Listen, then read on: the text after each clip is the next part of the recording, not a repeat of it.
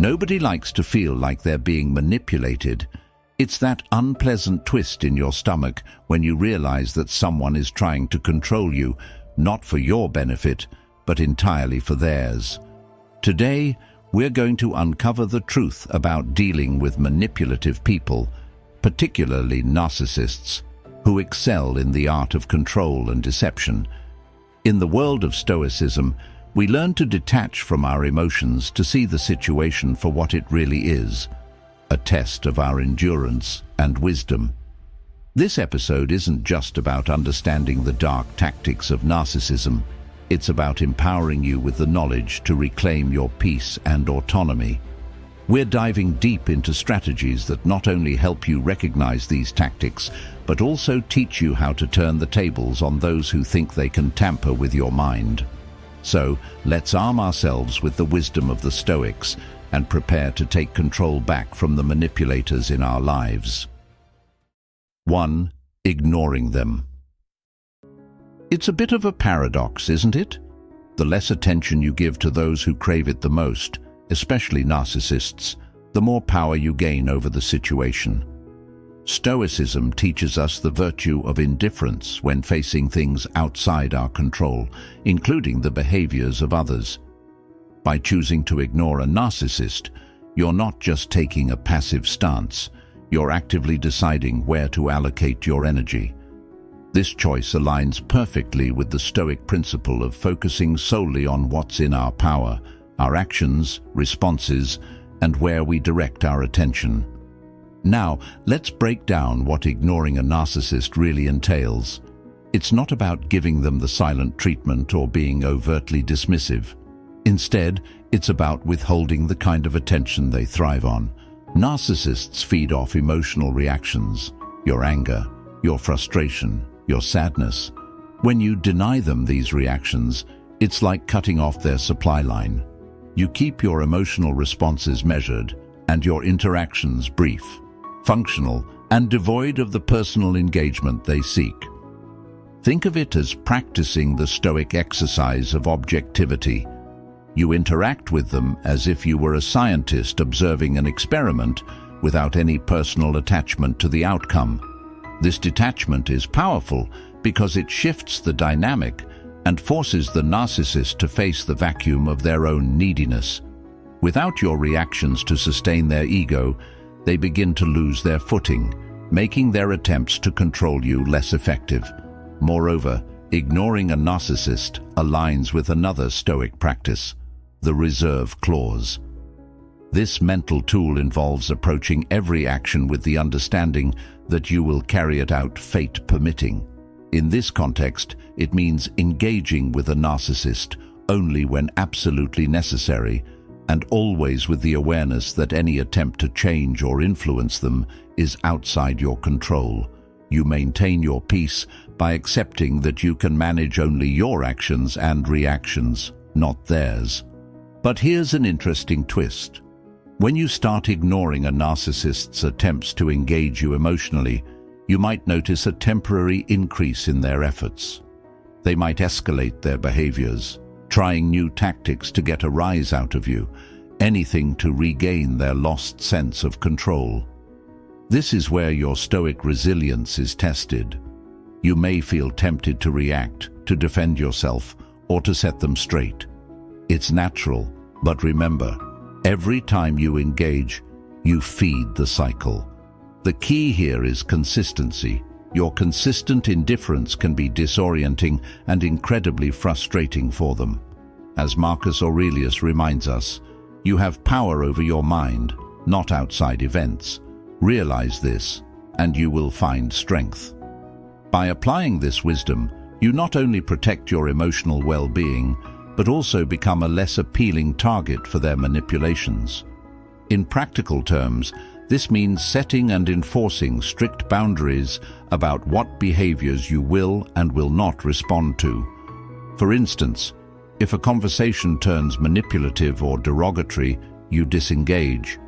This isn't running away from the problem. It's choosing not to entangle your peace of mind with someone else's chaos. Over time, this approach not only lessens the impact a narcissist can have on you, but also reinforces your own sense of autonomy and respect for your mental space. 2. Setting boundaries. Boundaries might just be the unsung heroes in our lives, particularly when dealing with personalities that thrive on control, like narcissists. In Stoicism, the emphasis is often on internal boundaries, setting limits with our responses and emotions. However, when interacting with a narcissist, external boundaries become just as crucial. It's about knowing where you end and they begin, defining what is acceptable in your interactions, and more importantly, what isn't. When you establish clear boundaries, you're essentially teaching others how to treat you. This isn't just about saying no or keeping someone at arm's length. It's about defining your personal space, both emotionally and physically, and deciding what you will allow into that space. For narcissists, who often see others as extensions of themselves rather than separate individuals with distinct needs, this can be incredibly disorienting, and that's exactly why it's effective. Let's consider the Stoic idea of focusing only on what we can control. You can't control a narcissist's actions, but you can control how you respond and what you accept. Setting boundaries is a proactive approach to managing your interactions. For instance, if a narcissist begins to raise their voice or use manipulative tactics, having a boundary might mean you calmly state that you will continue the conversation once they can speak respectfully, or perhaps not at all if respect isn't possible. This practice of setting boundaries is not just about protecting yourself, it's about preserving your dignity in the face of disrespect. Seneca, a Stoic philosopher, once said, "We suffer more often in imagination than in reality." In the context of dealing with narcissists, this can mean we fear the conflict that setting boundaries may bring more than the actual outcome of setting them. But once those boundaries are in place, they serve as a fortress, protecting your mental well-being. Implementing these boundaries consistently is where the challenge often lies. Narcissists are known for testing limits, repeatedly pushing to see if they can coax you into bending your own rules. This is your chance to practice another Stoic principle, perseverance. Every time you reinforce your boundaries, you strengthen your resolve and reinforce your self-respect. This doesn't mean being rigid or inflexible. It's about being firm and clear in your convictions. An essential part of setting boundaries is also knowing when to enforce them. It's one thing to tell someone what your boundaries are. It's another to act on breaches of those boundaries. Let's say a narcissist tries to guilt you into doing something you're uncomfortable with. Enforcing your boundary might involve reminding them of your stance, disengaging from the situation, or even seeking external support if the breach is severe. This enforcement tells the narcissist that your boundaries are not just words, they are non-negotiable lines that must be respected. Setting boundaries with a narcissist, or anyone really, is a profound act of self-care. It's not about control or power over another. It's about asserting your right to control your own space and interactions. As Marcus Aurelius puts it, if you are distressed by anything external, the pain is not due to the thing itself, but to your estimate of it, and this you have the power to revoke at any moment. By setting and maintaining boundaries, you reclaim this power, shaping your environment in a way that allows you to live in accordance with your values and peace of mind. 3. Withholding validation. In the dance of interpersonal relationships, the currency of validation can often be the most potent. Everyone likes to feel appreciated and valued, but when you're dealing with a narcissist, the dynamics of validation take on a whole new level of complexity. Narcissists don't just enjoy validation, they seem to need it to fuel their sense of self-worth. But here's a little secret from the Stoic toolkit. When you choose to withhold this validation, you're not being cruel. You're practicing a form of emotional economy, spending your energy wisely and protecting your own resources.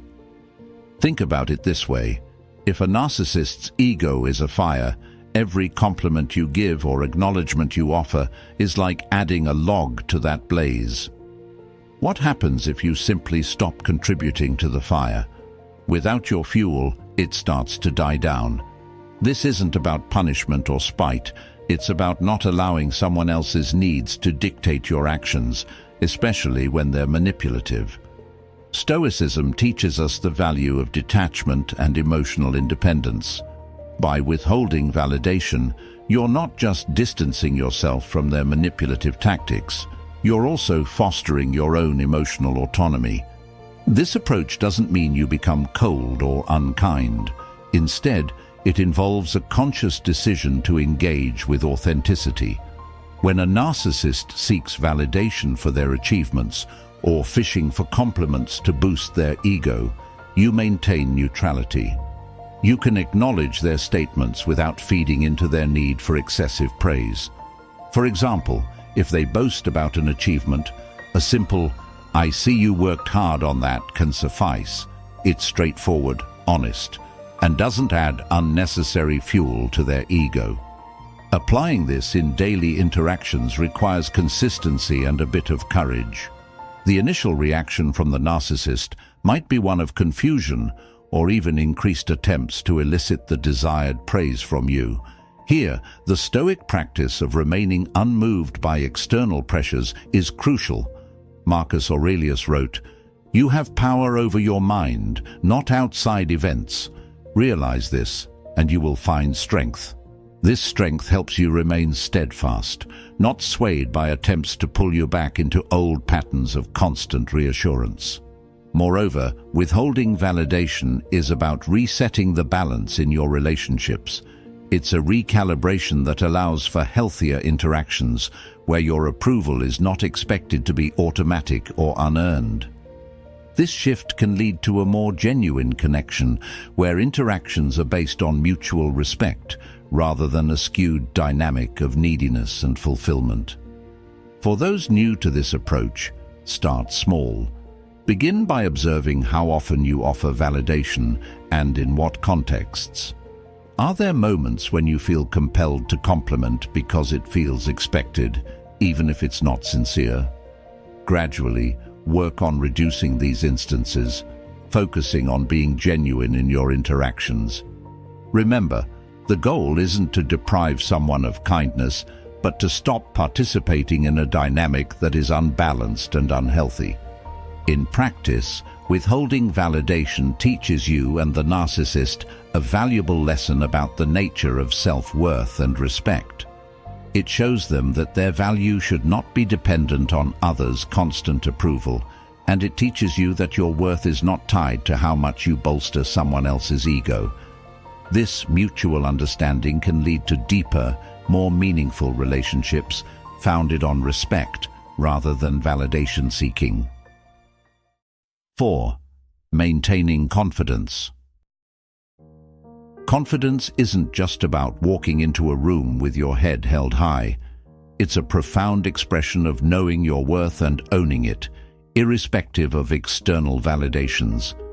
This inner belief is pivotal when navigating the tricky waters of relationships with narcissists, who often prey on perceived weaknesses.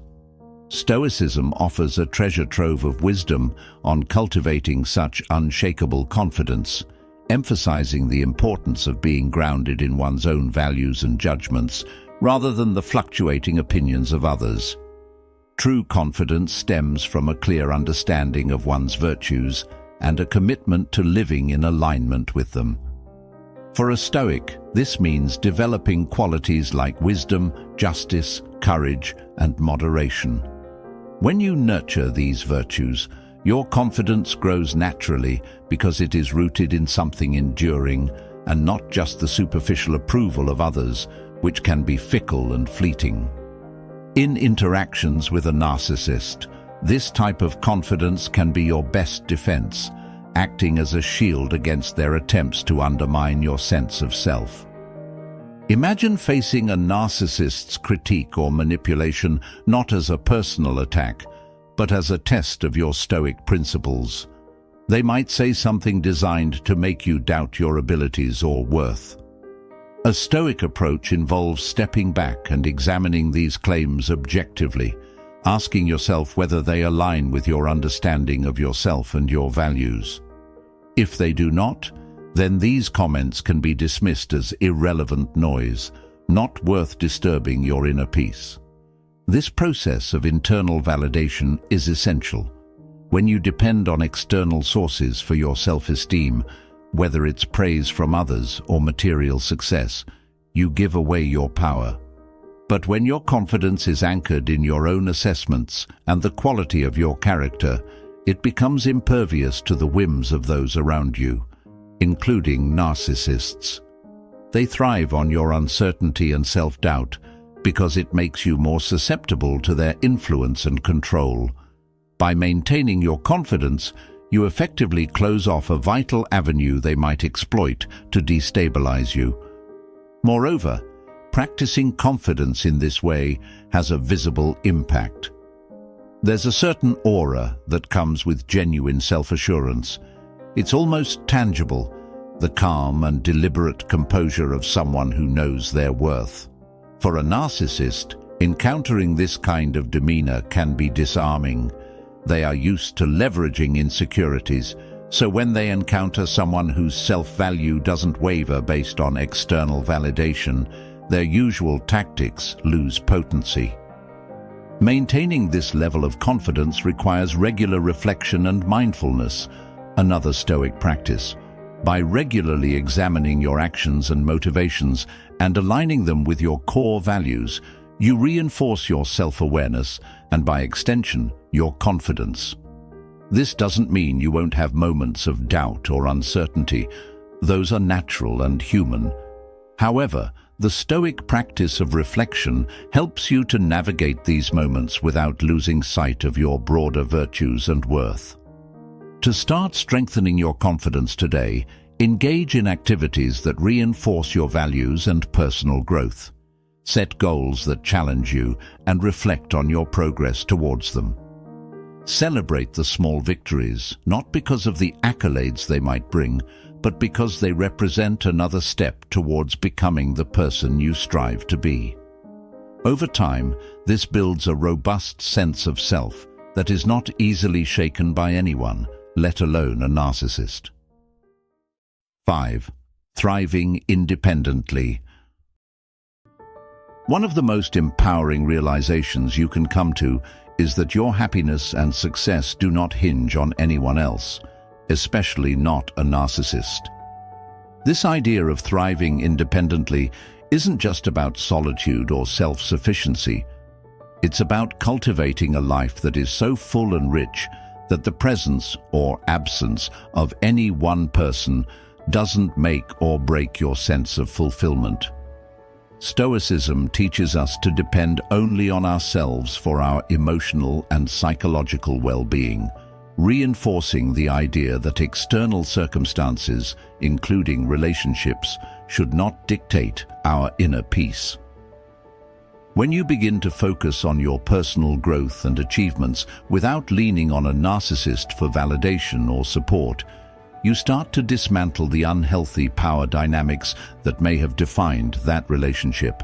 Narcissists often want to be seen as indispensable, fostering a sense of dependency to bolster their own ego.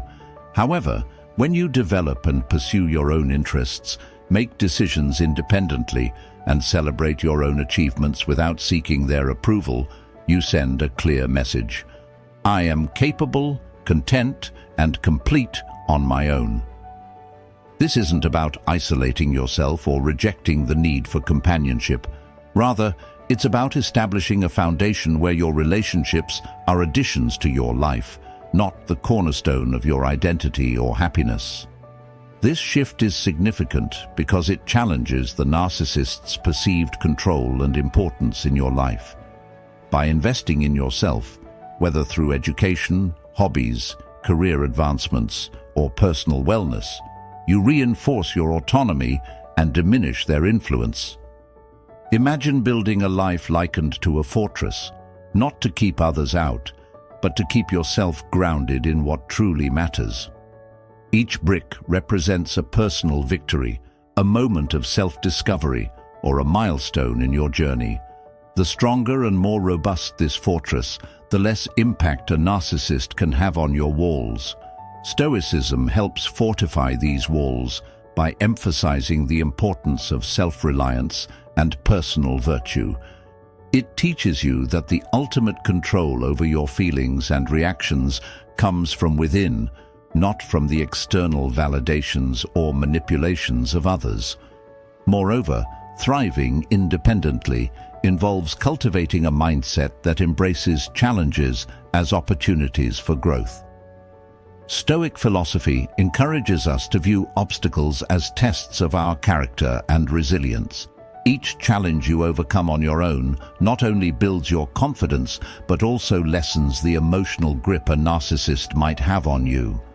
You begin to see yourself as a capable and strong individual, not as a victim of someone else's whims.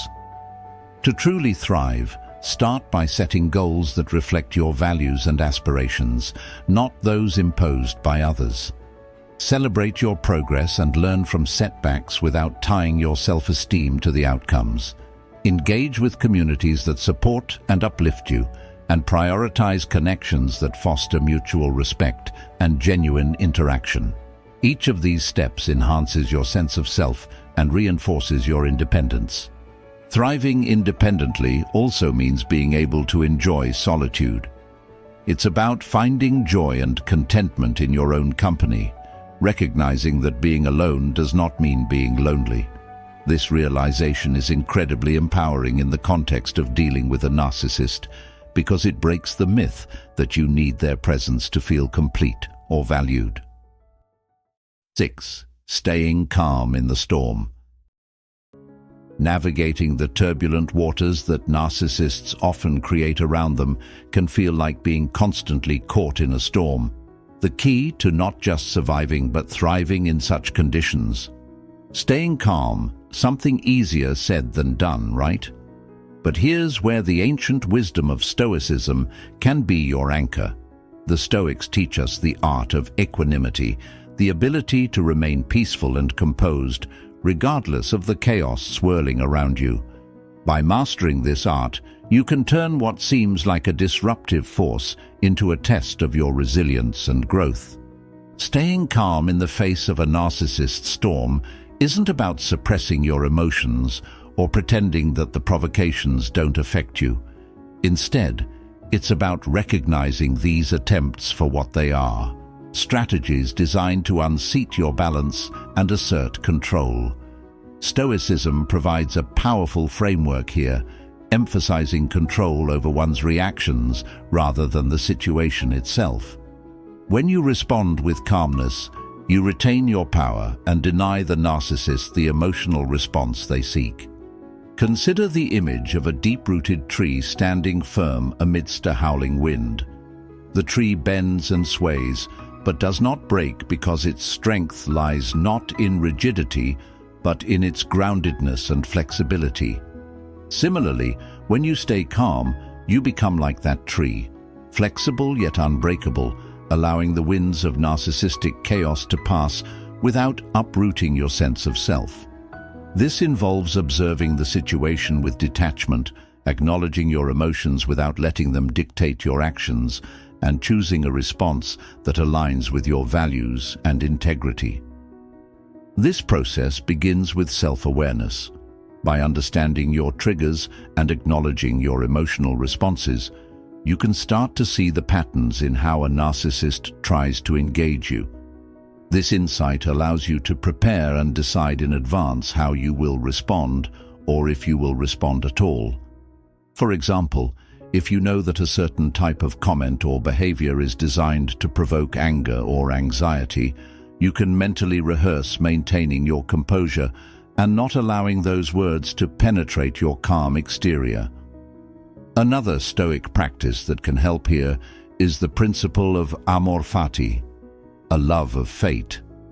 This doesn't mean you have to enjoy the negativity being directed at you, but rather that you accept it as part of your current experience that can be used for your growth.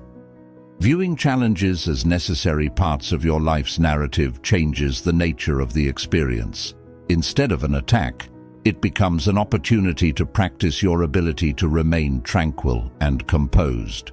Moreover, staying calm also involves physical composure. Deep breathing, mindfulness, and grounding exercises can help maintain a calm demeanor.